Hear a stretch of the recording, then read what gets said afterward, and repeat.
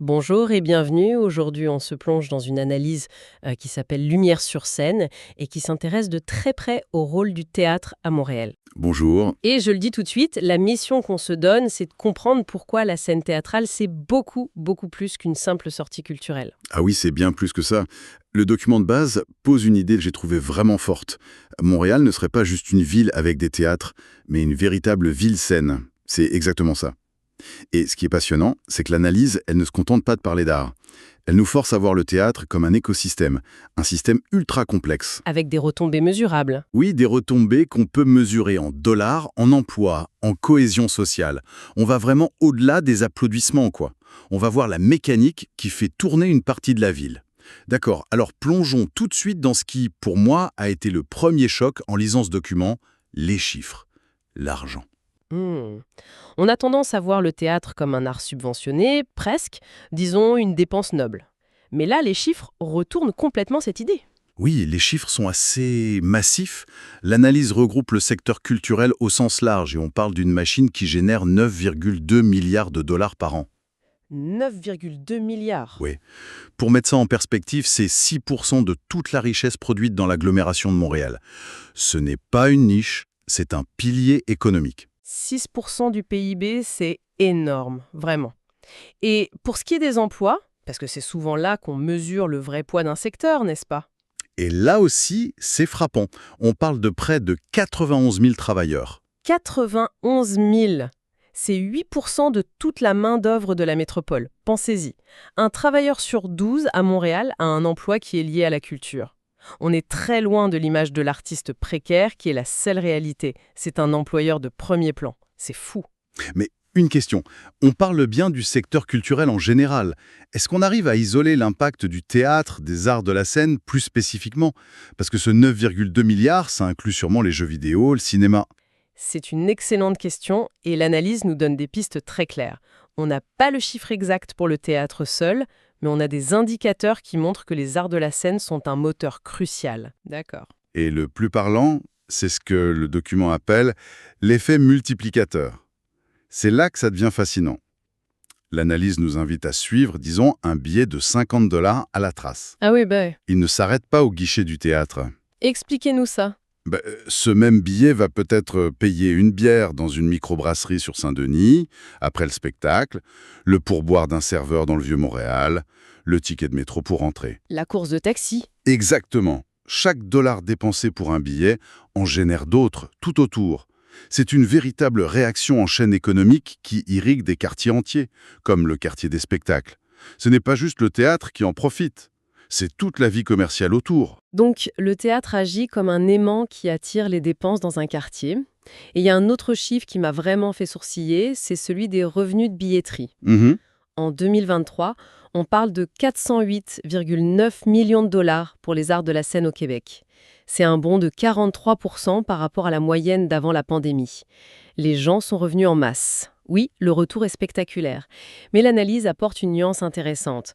Cette croissance est fortement tirée par des locomotives comme le cirque, où le Québec est un leader mondial, et la chanson anglophone. D'accord. Mais même en tenant compte de ça, la tendance de fond pour tout le spectacle vivant, y compris le théâtre, est extrêmement positive. Ça montre une résilience et un appétit du public qui sont indéniables. Ce qui m'amène à une question un peu plus délicate. Les subventions. On entend souvent que la culture coûte cher à l'État. Comment l'analyse aborde ce point? Elle l'aborde de front en changeant complètement la perspective. Les subventions ne sont pas présentées comme une dépense, mais comme un investissement.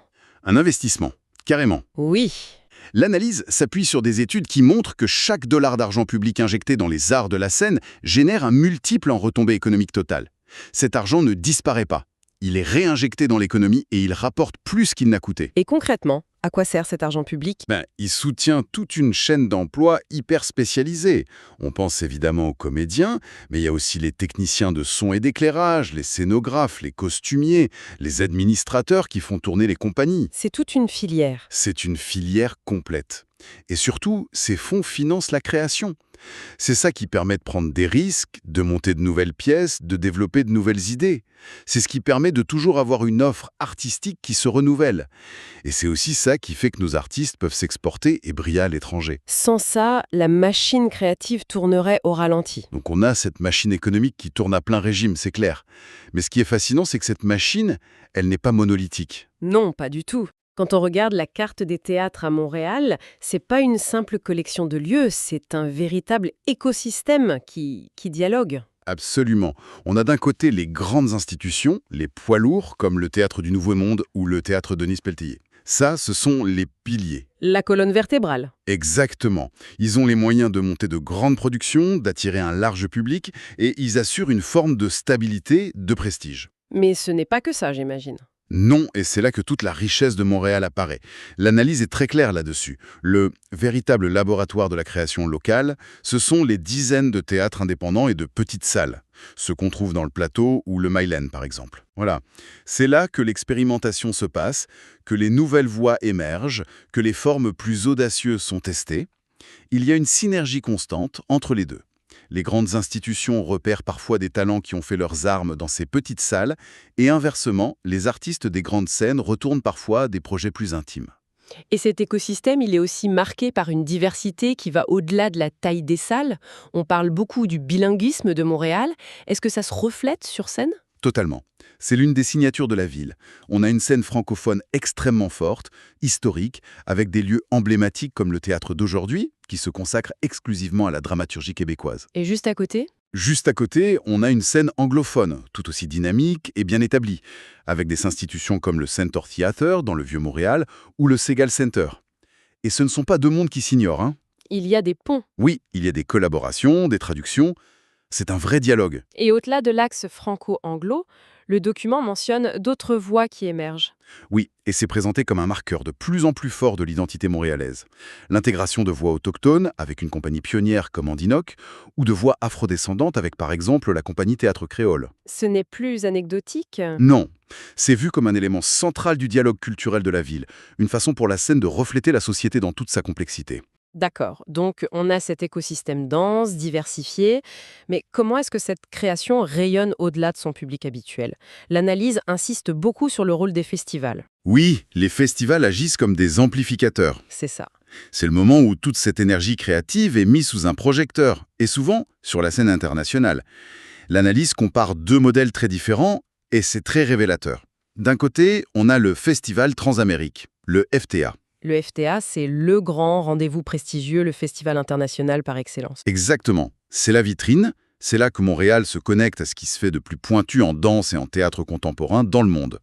Et ça a un double effet. Lequel ? C'est une plateforme d'exportation incroyable. Et pour la ville ? Pour la ville, ça génère un tourisme culturel haut de gamme, ça remplit les hôtels, les grands restaurants, ça positionne Montréal comme une capitale mondiale des arts de la scène. Et à l'autre bout du spectre, l'analyse nous parle du festival Saint-Ambroise Fringe. Là, on change complètement d'ambiance. Complètement.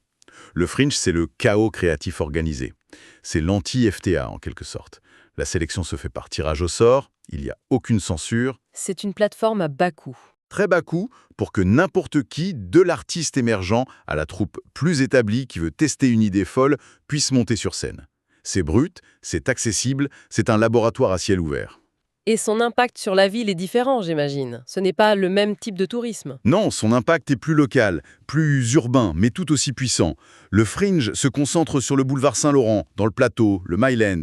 Pendant 2 semaines, il transforme le quartier. Ça anime les rues. Ça anime les rues, les parcs, les bars. Il crée une atmosphère de fête populaire et, comme le souligne l'analyse, il réaffirme le rôle de ce quartier comme pôle créatif. On voit bien ici comment 2 modèles opposés sont en fait parfaitement complémentaires. L'un tourné vers l'international, l'autre vers l'émergence locale. C'est ça, et c'est cette diversité d'approches qui fait la force de Montréal. Tout ça est fascinant, mais ça nous amène à la question de fond. Qu'est-ce que tout cela change dans la vie des gens, au quotidien ? On a parlé d'économie, d'art, mais quel est l'impact social concret ? C'est peut-être l'impact le moins visible dans les chiffres, mais le plus fondamental. L'analyse décrit le théâtre comme un levier social puissant. C'est-à-dire ? D'abord, c'est un des rares lieux de rassemblement physique qui nous reste à une époque où tout se passe en ligne. C'est un endroit où on se retrouve ensemble dans une même salle pour vivre une expérience collective. Ça crée du lien social, tout simplement. Et au-delà du simple fait d'être ensemble, il y a ce qui se passe sur scène. Bien sûr, le théâtre, c'est un lieu de dialogue. Il met en scène les grands débats qui traversent la société. Les questions politiques, les enjeux identitaires, les défis écologiques. Il nous force à réfléchir, à voir le monde à travers les yeux d'un autre.